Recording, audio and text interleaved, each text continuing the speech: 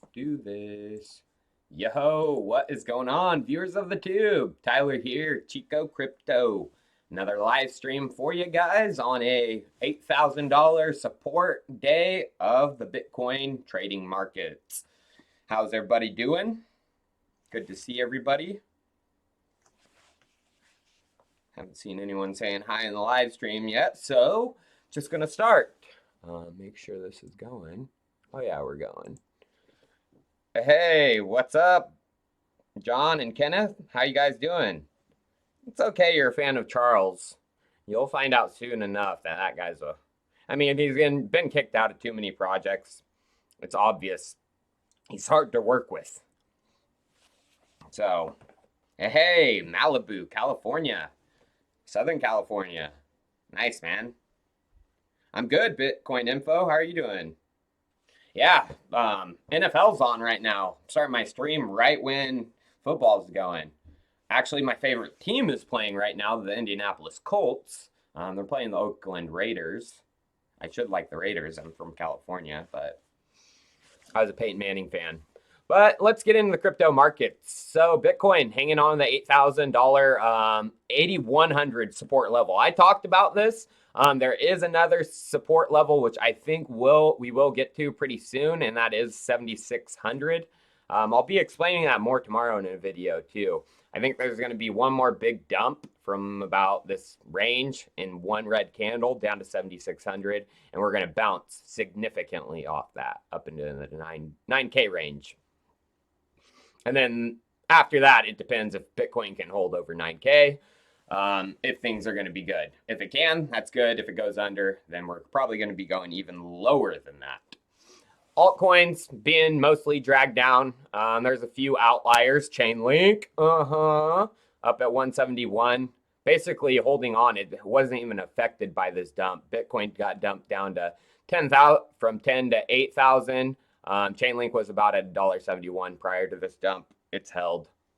Yo, what's up, John? How's it going, man? Raiders 14-0. Yeah. Well, I actually, on my fantasy, I have the Raiders tight end, Waller. So if he got the touchdowns, that's okay. I'm up 2-0 on my fantasy. First year back playing fantasy in like 6 years, and I'm on fire. I used to be really good at fantasy. So the title of my live stream was regarding Bitcoin and institutional manipulation. I did do a video a few days ago, diving a little bit into this. How, Bakkt is actually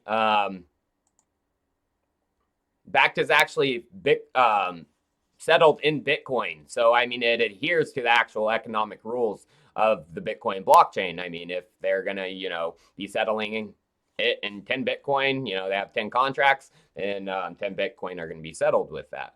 But with CME, they're cash settled. So no Bitcoin is ever involved in the process. And what video was that? I think it's a second big Bitcoin short begins. I go into it. But it looks like data has started coming out, proving what I was saying. CME futures are not good for Bitcoin. Arcane Crypto Research, they came out with, what happens to the Bitcoin price come CME close every month.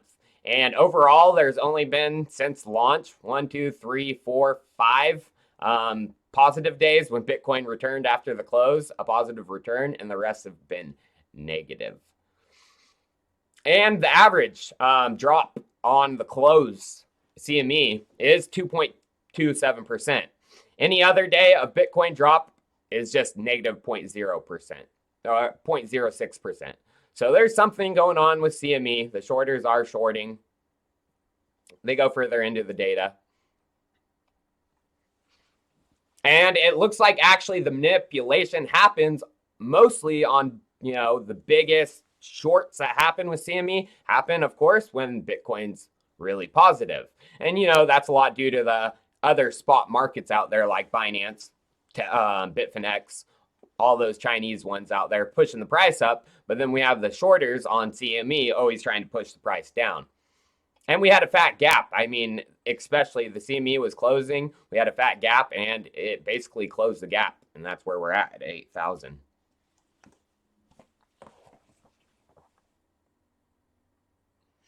Power to Achieve says Bitcoin will be brought to 3K by institutional whales, guaranteed. It's going to be interesting to see what's going to happen. CME volume, I mean, we've seen what CME volume can do. It took Bitcoin down from 20K to 3K. I mean, a lot of that has to do with Tether too, but a lot of it did have to do with CME. I mean, their volume was outrageous. I mean, even outdoing some of the biggest US-based spot exchanges. So, I mean, we have back now, and they do adhere to, you know, the actual economic rules, which is good for Bitcoin, but it's still, back is an option to give institutional whales the option to short Bitcoin. So we're going to see. But this was a pretty interesting chart that came up regarding, you know, how people are doing if they bought Bitcoin within, you know, the last year. And it's not looking good for people who bought, you know, this year so far. 90-day people are down 18%, 30-day people are down 15%, 1 day down 9%, 180-day down 10%, and 60-day down 16.77%. But long-term holders, of course, they are doing well. The short-term holders are the ones being affected the most. But like I was going into with this video, the great Tether Cashout that came after the second big Bitcoin short was manipulation by the exchanges. And as we can see, this pink is actual Tether leaving exchanges, ERC20 withdrawals. This is Bitfinex. And as you can see, it just starts increasing in September. Price going down. I mean, look at this one on Binance. Barely anything, you know, and then just wow. This is Poloniex, similar thing. But then what I talked about in that great Tether cash out video was legit stablecoin volumes, and USD volumes were increasing while Tether, you know, was actually leaving the exchanges. DAI stablecoin on DEXs was increasing the volume as well as USD volume. And as we can see right here, DAI stablecoin on 924, the most traded. Getting into that, those legit stable coins securing their value. So pretty interesting to see. Belina said in cash will make you rich. Well, you got fooled. In cash ain't gonna make you rich. I know the ability to short, it sucks. I mean, Bitcoin hasn't had the ability to shorts. I mean, for the first 3-4 years I was involved with it, there's no such thing.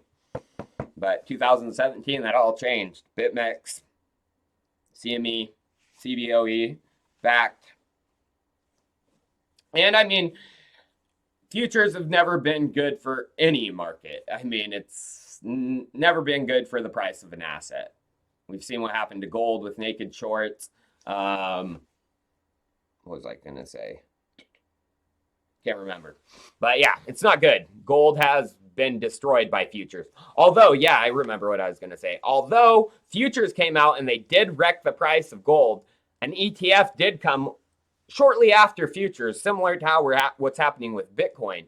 And after the gold ETF, it rocketed. It was a freaking massive I've done a video on that. It's basically a massive pump and dump to get people's 401ks into the gold market, and then they just wrecked it. Wall Streeters were all the ones who got in early. And I have a feeling something similar is going to happen with Bitcoin. Once the Bitcoin ETF comes, you know, all those 401ks, it's going to probably be the most epic Bitcoin pump when it happens. But it's going to be also the most epic Bitcoin dump when it dumps. So what I want to get into is regarding Ethereum Defi. So in the case of, you know, a collapse in the Bitcoin price, of course, Ethereum is going to go down too. And how is Ethereum DeFi going to do in that? Well, as we can see, it's already kind of took down the value. Assets go down in value, total value locked up in DeFi is going to go down. But people aren't slowing down their locking up of the assets. Ethereum is growing. BTC has gone down a little bit, but that's the Lightning Network, basically, so. And DAI has went down a little bit as well. But there's a lot of things to do with DAI within, because if the price of Ethereum goes down, MakerDAO CDPs, which create the DAI stablecoin, they get liquidated. And when they get liquidated, the Ethereum put up as collateral gets sold on the market and turned into DAI, and that DAI gets burned, reducing the supply of DAI. So, I mean, if we get down to like, say Bitcoin gets down to 7,600, 6,000, that'll take, Ethereum below 150. That's going to take out a lot of the total market cap of DAI, total supply. Liquidations are going to cause DAI to be burned. Is that going to push up the interest of DAI? Most likely, a smaller supply of the asset, same demand, probably going to push up the interest. So I'm keeping an eye on that. But regarding DAI, I mean, this MakerDAO thing is working, you guys. I mean, this is DAI volatility since its launch, and it was pretty high, 0.02 up here. But it has gotten down to an all-time low as of recently. So people are like, oh, MakerDAO is not going to work. It is working, so pretty cool to see that. And then this was pretty big. Someone put a large amount of wrapped Bitcoin. They took 53 WBTC or 53 Bitcoin and turned them into wrapped Bitcoin and put them on Compound. And the Compound borrow rate and lending rate just exploded. It's up over 10% right now on Compound. Pretty cool to see. Oh, Double T is going all in on Tether. Crazy motherfucker.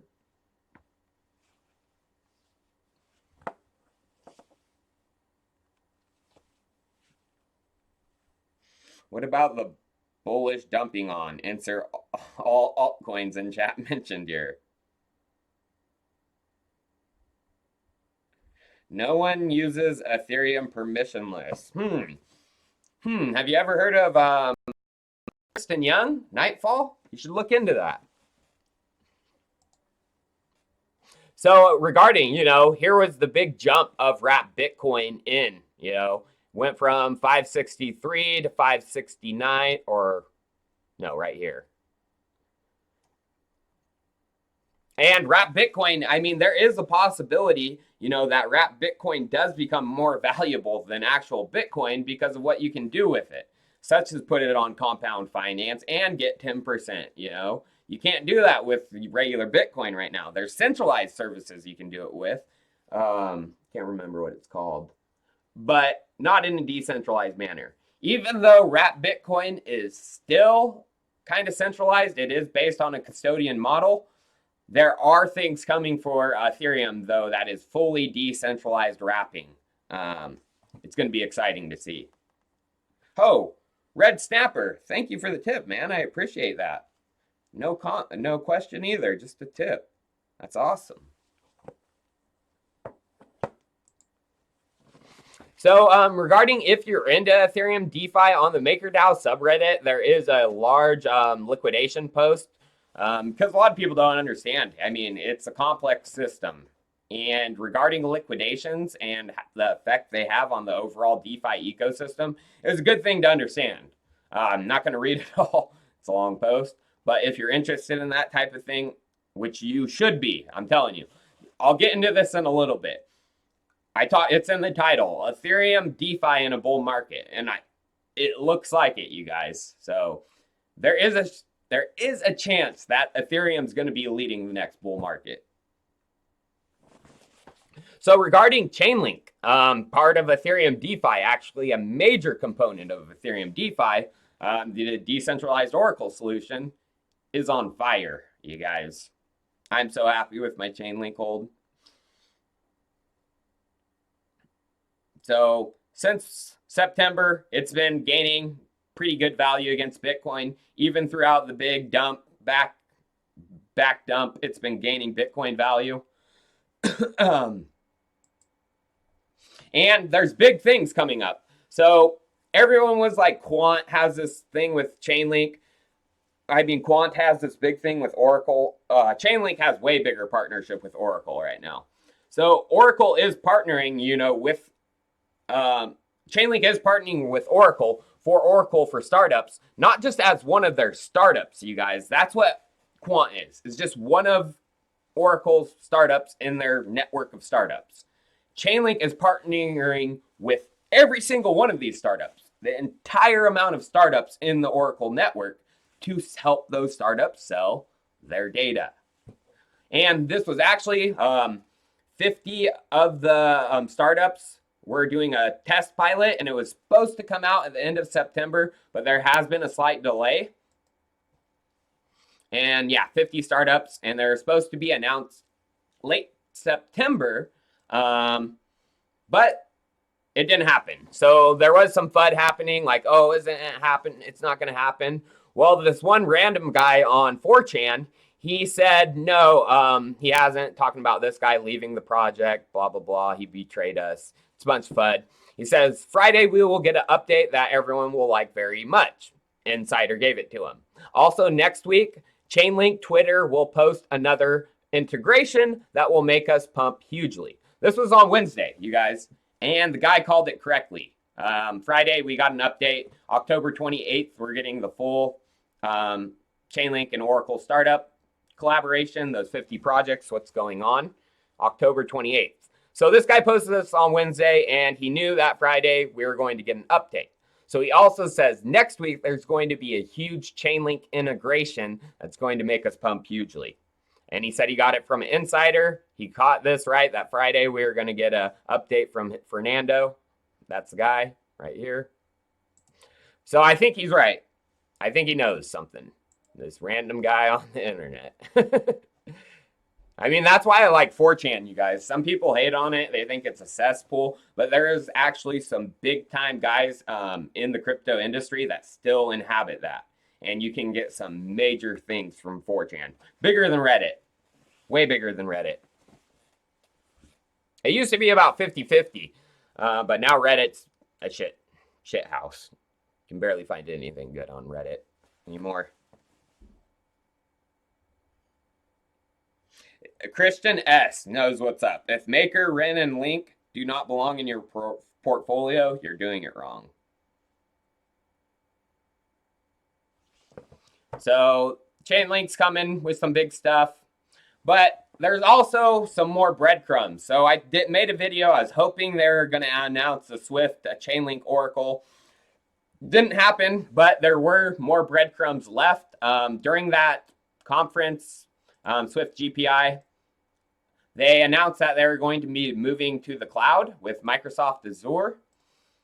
But if you know what's going on with Chainlink and Microsoft, you know that Microsoft Criplets, part of Microsoft Azure, is going to be using Chainlink. Sergi even announces in this video. Everyone to Ethereum enthusiasts. I'm not going to play the whole thing, but in this video, Sergi directly says he's working with Microsoft, helping them build their Criplets. So you follow the breadcrumbs, I think you're going to be all right. Don't take this as financial advice.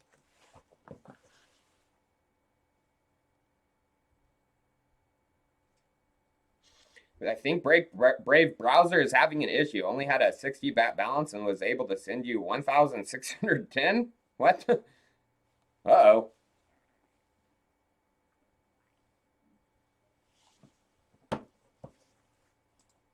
So this is regarding the Ethereum Defi in a bull. Is it in a bull market? Well, if you take, actual retail bull market based on Google search trends, this was October 2017, 2018 bull market. Bitcoin search trend exploded. It hasn't recovered since. And the same goes with cryptocurrency. 2017, crash, and it hasn't recovered since. Another piece of Bitcoin, the Lightning Network, pumped January 2018, 2017, crashed. Now here's interesting. Ethereum Defi. So look up MakerDAO. This was around in the last bull market. It has been pumping on the uptrend. Then if you look at a stablecoin DAI, similar. Then if you look at KyberSwap, boom, You look at Ethereum Defi.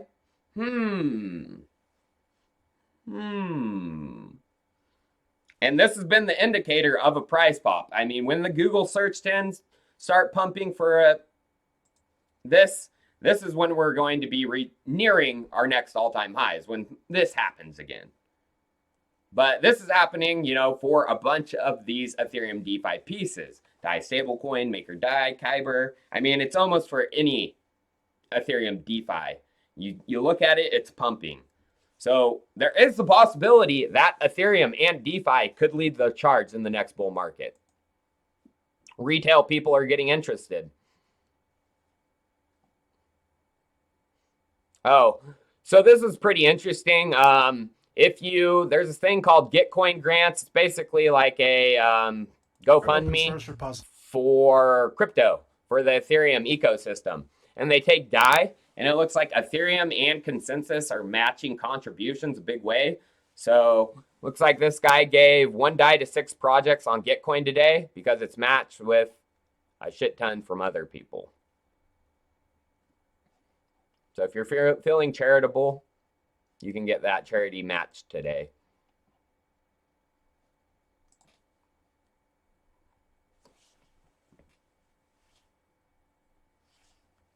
That's because there was 0 data on them before? No, that's not true. MakerDAO and DAI stablecoin were out in the bull run. So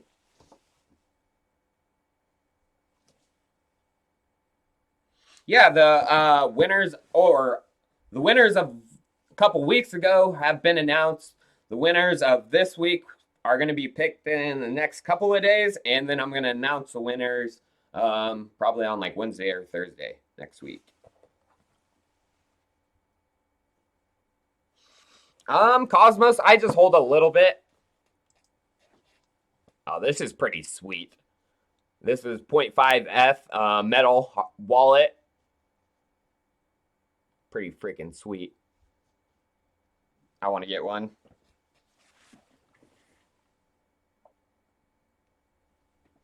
Brian, that's an interesting topic regarding Ethereum's transition over to proof of work. I've been wanting to do a video on that. Is it a good thing? Is it actually holding it back, or is it not? I mean, it's tough to say. There's arguments for and against. It's going to be one of the best, experiments Ethereum has gone through in its history, so.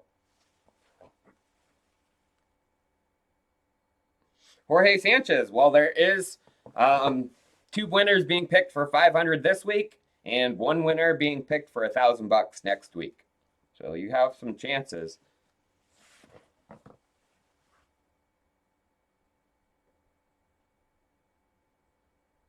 Crypterium, I've never heard of Crypterium.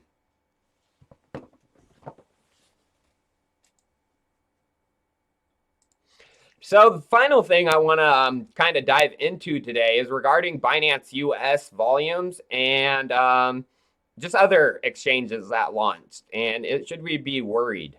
So Binance US volumes doing well for first couple days. Where's Binance? For the first couple days, it's basically over near 500,000 as of right now, total. Another exchange that was highly, highly anticipated by a lot of NEO holders, but for some reason I just didn't feel like it was going to do well, has been Nash, and it's not looking good at all.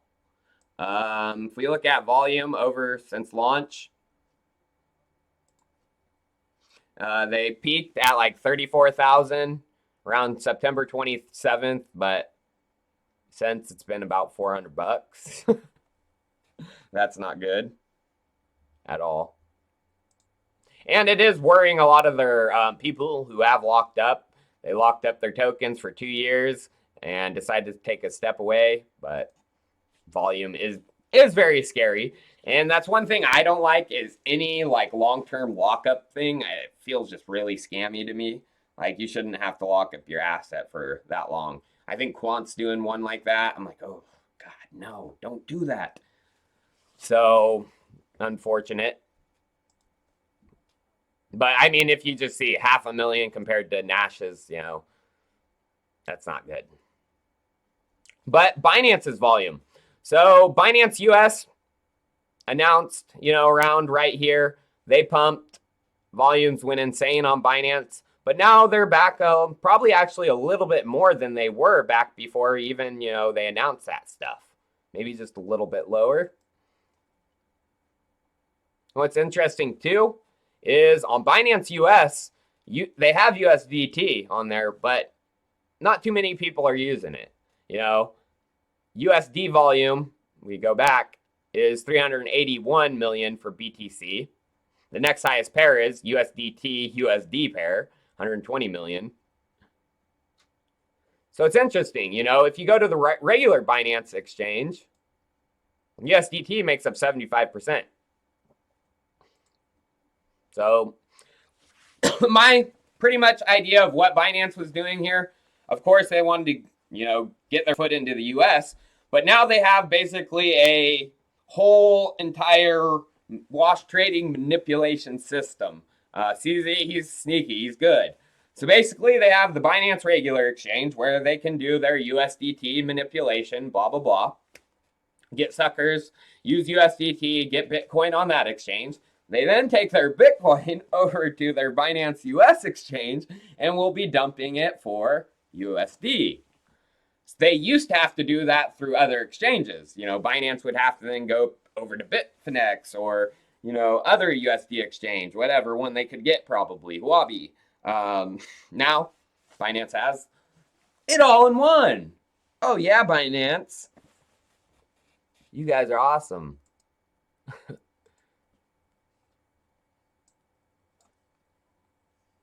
Oh yeah, they washing. They have the whole wash machine system right now. They have it all. They have a fiat.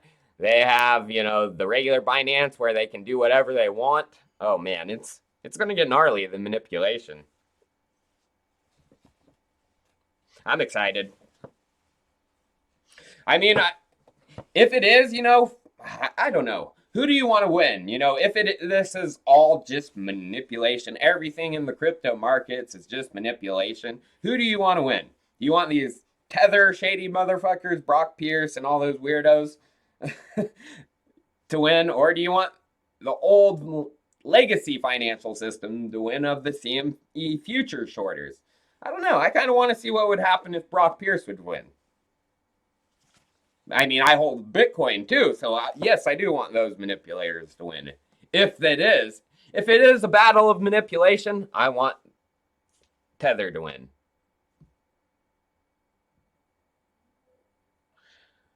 Oh, it's going to get even gnarlier in manipulation. I mean, Binance now has a fiat exchange they can directly wash their money with. It's pretty cool. Not cool, disgusting, but it's going to be cool to see what it does to the price. Is BAT dead? Nah, basic attention tokens, working, functioning product, has a bunch of users. It's good. That's one you want to have in your portfolio. Yeah, when the first regulations come, I don't think Binance US will. I don't know how they're doing it, how they got BNB coin listed. It's crazy to me. I just think someone's going to take the fall for CZ once the slap does come.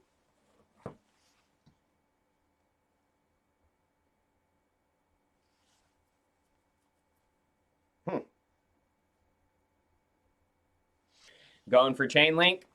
I mean, Chainlink's one of my largest holdings. It's pretty close between Bitcoin and Chainlink right now. When Link was at $4, it was definitely my largest holding, but I knew the correction was coming. It's cool, but it will get past that. I mean, if Bitcoin pushes up to 20K, Chainlink, I would say, would get up into $8 range. Probably it would double its $4. Oh, mouse racing live stream. That was pretty fun. I want to find a new one, though. Something cool. So if you find anything cool like that, send it over to me. Something that would be cool to integrate in the live stream. Because I like doing cool stuff like that. And then also, if you guys haven't, come join the Chico Crypto chat group on Telegram.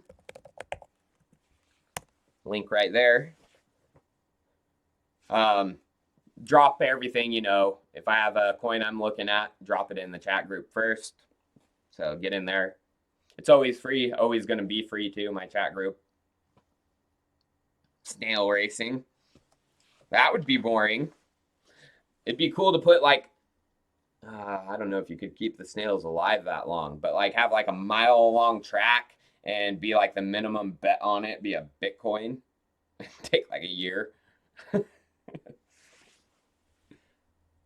What's up with Elastos? I'm semi-bullish on Elastos. I've talked about this a few times. I still hold every single one of my Elastos, but I'm not buying any more right now. There's different things I'm more interested in. Ethereum Defi is one. You just see the buildup. I see more of a buildup with Ethereum Defi than I see with Elastos. So,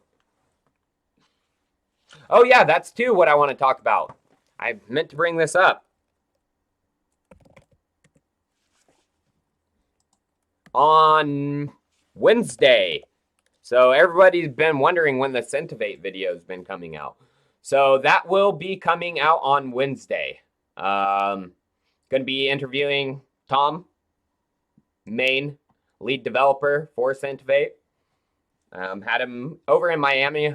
Just had to get some clarifications regarding working with the project as an advisor, blah, blah, blah. So video will be coming out on Wednesday. Yeah, Ren is DeFi. Ren is a privacy DeFi solution. Had a pump. Their Bitcoin value has gone down pretty hard.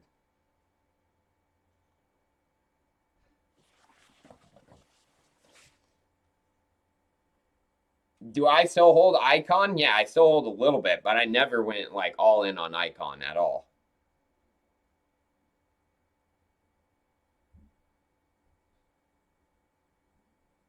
Yeah, I do think Ren dark pools will be adopted by exchanges, hands down.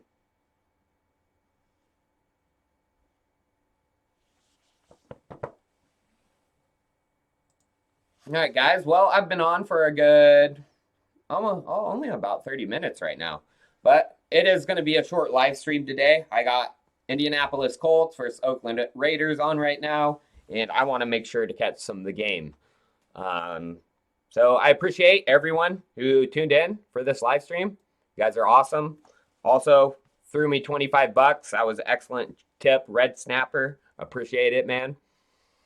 Tomorrow I got a video regarding because I do predict Bitcoin will be going down to 7,600. And if a bearish takeover does happen, what will be probably the lowest prices based on the mining industry. So that video is dropping tomorrow.